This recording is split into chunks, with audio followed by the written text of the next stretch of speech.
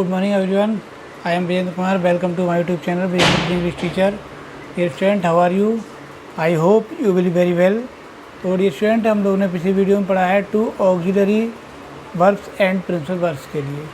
अगर आपने वो वीडियो अभी तक नहीं देखी है तो उस वीडियो का लिंक इस वीडियो के डिस्क्रिप्शन में दिया हुआ है, आप वहाँ से जाकर ज़रूर देखें। और वैसे वर्ब की जो सीरीज़ है वो सारे वीडियोज़ के लिंक आपको इस वीडियो के डिस्क्रिप्शन में मिल जाएंगे, तो आप वहाँ से जाके सारे वीडियोज़ देखें और अपनी एक सीरीज़ को कंप्लीट कर लें। और आज हम पढ़ने वाले हैं, आज का हमारा टॉपिक है position of subject object and complement. Subject, verb, object and complement कि इनकी क्या पोजीशन है, कौन सी चीज़ के लिए हम कहाँ पर प्रयोग करना है हमारे लिए। इस वीडियो में आज हम सीखेंगे कि सब्जेक्ट की पोजीशन क्या हो, वर्ब की पोजीशन क्या हो, ऑब्जेक्ट की पोजीशन क्या हो, कॉम्प्लीमेंट की पोजीशन क्या हो। ऑब्जेक्ट कितने प्रकार के होते हैं वो भी हम इसमें सीखेंगे। डायरेक्ट ऑब्जेक्ट, इनडायरेक्ट ऑब्जेक्ट के बारे में जानेंगे। कौन सा ऑब्जेक्ट कहाँ यूज करना है वो भी इस वीडियो में आज हम जानेंगे। तो आज की वीडियो में बहुत कुछ जानने वाले हैं। और वीडियो को शुरू करने से पहले बस आपसे यही कहना चाहेंगे कि अगर आपने हमारे चैनल को अभी तक सब्सक्राइब नहीं किया तो चैनल को सब्सक्राइब करें, बेल आइकन को प्रेस करें ताकि ऐसे ही नॉलेजफुल वीडियो आपको मिलती रहें। वीडियो अच्छी लगे तो लाइक करें, कमेंट करें और ज़्यादा से ज़्यादा शेयर कर दें। इतना शेयर कर दें कि हर मोबाइल तक ये वीडियो पहुंच जाए ताकि किसी का भला हो सके। आइए हम आज का टॉपिक शुरू करते हैं। तो देखिए, टॉपिक है हमारा position of subject, verb, object and complement.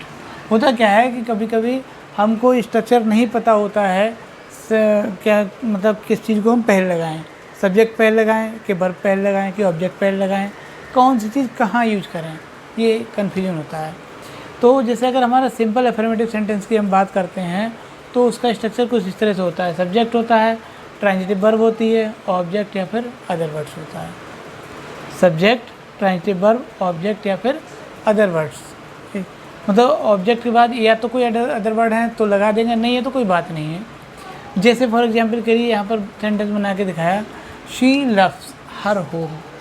She loves her home, यहाँ पर ये सब्जेक्ट हो गया, ये ट्रांजिटिव वर्ब हो गई, ये हर ऑब्जेक्ट हो गया और ये भी ऑब्जेक्ट है। इसमें दोनों में अंतर समझेंगे कौन सा ऑब्जेक्ट है। हर एक इनडायरेक्ट ऑब्जेक्ट हो गया और होम ये डायरेक्ट ऑब्जेक्ट हो गया। यहाँ पर है he writes a letter. Verb, वो सब्जेक्ट, वर्ब और ऑब्जेक्ट, इस क्रम में हमने इसको बनाया है। नेक्स्ट आता है हमारा रूल नंबर 2। तो रूल नंबर 2 के अकॉर्डिंग क्या होता है, जैसे उसमें पहले में आया कि शी लव्स हर होम, वह अपने घर को प्यार करती है। दूसरा, ही राइट्स ए लेटर, वो एक पत्र लिखता है। तो इसमें क्रम हमने क्लियर कर दिया। अब रूल नंबर 2 क्या कहता है, अकॉर्डिंग टू रूल नंबर 2, किसी वर्ब के साथ 2 ऑब्जेक्ट्स प्रयोग किए जा सकते हैं। किसी वर्ब के साथ में हम 2 ऑब्जेक्ट का यूज कर सकते हैं। तो इनमें होता क्या है, एक ऑब्जेक्ट जो होता है सजीव होता है और एक ऑब्जेक्ट निर्जीव होता है। तो जो सजीव ऑब्जेक्ट होता है वो इनडायरेक्ट ऑब्जेक्ट होता है और जो निर्जीव ऑब्जेक्ट होता है वो डायरेक्ट ऑब्जेक्ट होता है। डायरेक्ट मतलब ये जो हमारे सामने प्रत्यक्ष रूप से जो चीज़ रखी हुई है वो डायरेक्ट हो गई और जो हमारे सामने नहीं है वो इनडायरेक्ट हो गई। तो इसको हम कैसे रखते हैं, पहले सब्जेक्ट रखेंगे, फिर ट्रांजिटिव वर्ब रखेंगे, फिर इनडायरेक्ट ऑब्जेक्ट रखेंगे, फिर डायरेक्ट ऑब्जेक्ट, उसके बाद कोई अदर वर्ड्स है तो उसको लगा देंगे। देखिए, he gave me a book. अब ये सब्जेक्ट हो गया, ये वर्ब हो गई, ये मी क्या है, ये यहाँ मी की हम बात कर रहे हैं। मी है इनडायरेक्ट ऑब्जेक्ट, मी इनडायरेक्ट ऑब्जेक्ट है। और बुक जो है ये डायरेक्ट ऑब्जेक्ट है यहाँ पर। ठीक है। नेक्स्ट है ही बाउट हर ए डायरी। अब यहाँ पर ही क्या है, ये सब्जेक्ट है, बाउट वर्ब है, हर क्या है, ये इनडायरेक्ट ऑब्जेक्ट है, इनडायरेक्ट ऑब्जेक्ट है। ये हर जो है इनडायरेक्ट ऑब्जेक्ट है और डायरी क्या है, ये डायरेक्ट ऑब्जेक्ट है। तो इस तरह से हम इसको बना सकते हैं। इसमें हमें पहचान हो जाए कि कौन सा डायरेक्ट और कौन सा इनडायरेक्ट ऑब्जेक्ट है। तो जाहिर सी बात है कि ये जो दोनों ऑब्जेक्ट आपको दिख रहे हैं ये अप्रत्यक्ष हैं। हर और मी ये इनडायरेक्ट ऑब्जेक्ट हो गए और ये साक्षात आपको दिखाई दे रहे हैं, बुक और डायरी, ये डायरेक्ट ऑब्जेक्ट हो गए। अब क्या होता है इसके अलावा कहीं कहीं तो इसमें तो हमारा क्रम ये हो सकता है कि पहले हम इनडायरेक्ट ऑब्जेक्ट लेते हैं उसके बाद में डायरेक्ट ऑब्जेक्ट लेते हैं। लेकिन जहाँ हमें कन्फ्यूजन इस बात का हो कि दोनों ही निर्जीव हों, मतलब दोनों ही ऑब्जेक्ट ऐसे हों जो बेजान हो, निर्जीव हों, तो उसमें ये कैसे पहचानेंगे कौन सा ऑब्जेक्ट डायरेक्ट और कौन सा इनडायरेक्ट ऑब्जेक्ट है। तो उसके लिए पहचानने का सबसे अच्छा तरीका ये होता है जिसके साथ में हम जिस ऑब्जेक्ट के साथ टू या फॉर का यूज कर सकते हैं तो वो तो इनडायरेक्ट ऑब्जेक्ट रहेगा, और जिसके साथ हम नहीं कर सकते वो डायरेक्ट ऑब्जेक्ट रहेगा। तो जैसे यहाँ पर है he has given his car. अब कार क्या है, तो टू हिज कार हो सकता था या फिर फॉर हिज कार भी हो सकता था, इसलिए ये क्या रहा, निर्जीव होते हुए इनडायरेक्ट ऑब्जेक्ट है और ये डायरेक्ट ऑब्जेक्ट रहेगा। नेक्स्ट है we have given your village a new approach. अब यहाँ पर योर विलेज है और ये अप्रोच रोड है, ठीक है।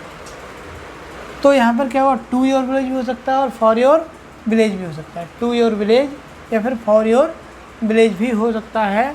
तो यहाँ पर हम इसका यूज कर सकते हैं। तो ये हमारा क्या रहेगा, इनडायरेक्ट ऑब्जेक्ट रहेगा और ये डायरेक्ट ऑब्जेक्ट रहेगा। यानी he has given his car a new look, उसने अपनी कार के लिए एक नया लुक दिया है। और we have given your village, हम आपके गांव को दे चुके हैं ए न्यू अप्रोच रोड, एक नया रोड जिससे आपकी पहुंच बन सके। ऐसा रोड आपको न्यू अप्रोच नई पहुंच का रोड हमने आपको दिया है। तो मतलब क्या हुआ, ये हमारा क्या है, ये रहा, ये है इनडायरेक्ट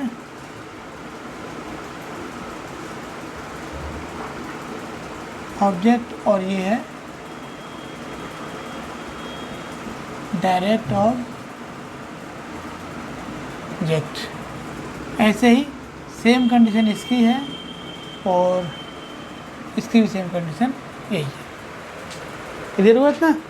अब क्या होता है कि अभी ये तो क्लियर कर लिया हमने डायरेक्ट और इनडायरेक्ट के लिए, लेकिन अब समस्या हमारे सामने एक ये खड़ी होती है कि हम पहले किसको रखें, डायरेक्ट ऑब्जेक्ट रखें या फिर इनडायरेक्ट ऑब्जेक्ट को रखें। तो सामान्य नियम के अनुसार तो यही है कि पहले इनडायरेक्ट ऑब्जेक्ट रखना है और उसके बाद में डायरेक्ट ऑब्जेक्ट रखना है। लेकिन इस नियम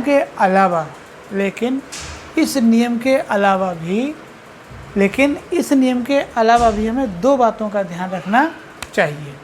वो कौन कौन सी है। पहली बात तो ये कि जिस ऑब्जेक्ट पर हम अधिक बल देना चाहते हैं, अधिक जोर देना चाहते हैं, उसे हम पहले लिखें। जैसे he gave me a book. अब मी क्या है, हमने पहले लिखा है, तो मी का मतलब ये बनकर निकल करके आ रहा है कि उसने मुझे एक किताब दी है। तो फोर्स किस पर है, मेरे ऊपर है, यानी मुझे ही किताब दी, किसी और को नहीं दी। He gave me A book, उसने मुझे ही किताब दी है, बाकी किसी और को किताब नहीं दी। तब क्या हुआ, ये मी पे पूरा फोर्स है और मी पे पूरा फोर्स होने के कारण इसको हम पहले रखा और ये इनडायरेक्ट ऑब्जेक्ट है।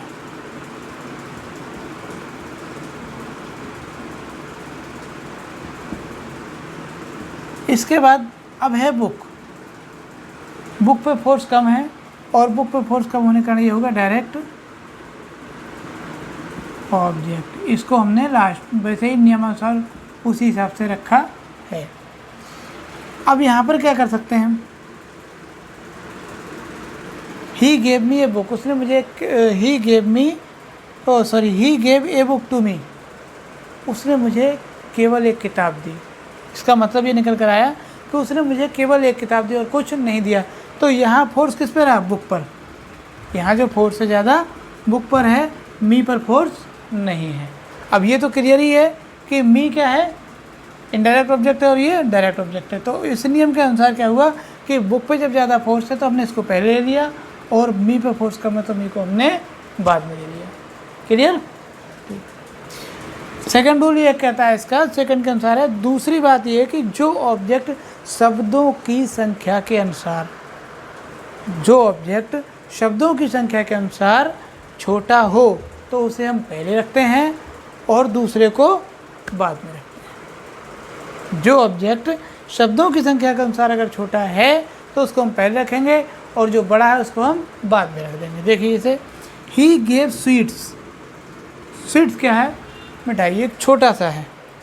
और यहाँ से देख लीजिए, every member of the family, ये शब्दों की संख्या के अनुसार 1 2 3 4 5 शब्द हैं, 5 वर्ड हैं इसमें, तो 5 वर्ड की वजह से ये लंबा ऑब्जेक्ट हो गया, तो इसको हमने बाद में रखा और इसको हमने पहले रखा। अब यहाँ हमको ये नहीं देखना है कौन सा डायरेक्ट और कौन सा इनडायरेक्ट है, हालांकि इनडायरेक्ट यही होगा, every member of the family यही इनडायरेक्ट होगा और ये डायरेक्ट होगा, लेकिन इस नियम के अकॉर्डिंग शब्दों की संख्या के अनुसार हम इसको पहले रख दिया, क्योंकि ये सिंगल वर्ड है और सिंगल वर्ड होने के कारण हमने इसको यहाँ रखा है। क्लियर हुआ? अब आते हैं हम रूल नंबर 3 पर।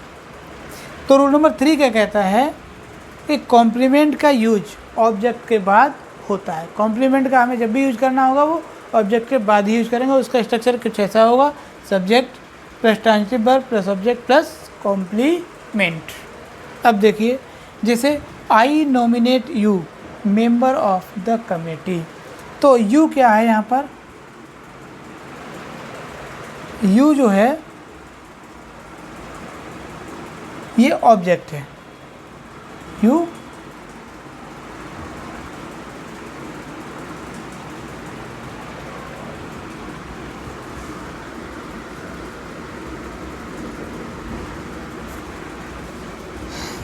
यू ऑब्जेक्ट है और मेंबर क्या है, ये कॉम्प्लीमेंट है। मेंबर जो है वो कॉम्प्लीमेंट है। आई नॉमिनेट यू, मैंने आपको नॉमिनेट कर दिया है member of the committee, committee का मेंबर, कमेटी का सदस्य नॉमिनेट कर दिया है, तो ये कॉम्प्लीमेंट है और ये ऑब्जेक्ट है। रूल नंबर 3 भी कंप्लीट। ठीक, अब आगे चलते हैं। रूल नंबर 4 है, और रूल नंबर 4 के अकॉर्डिंग क्या है कि कॉजेटिव वर्ब जो होती हैं मेक, गेट, हैव, ये 3 कॉजेटिव वर्ब होती हैं, मेक, गेट और हैव।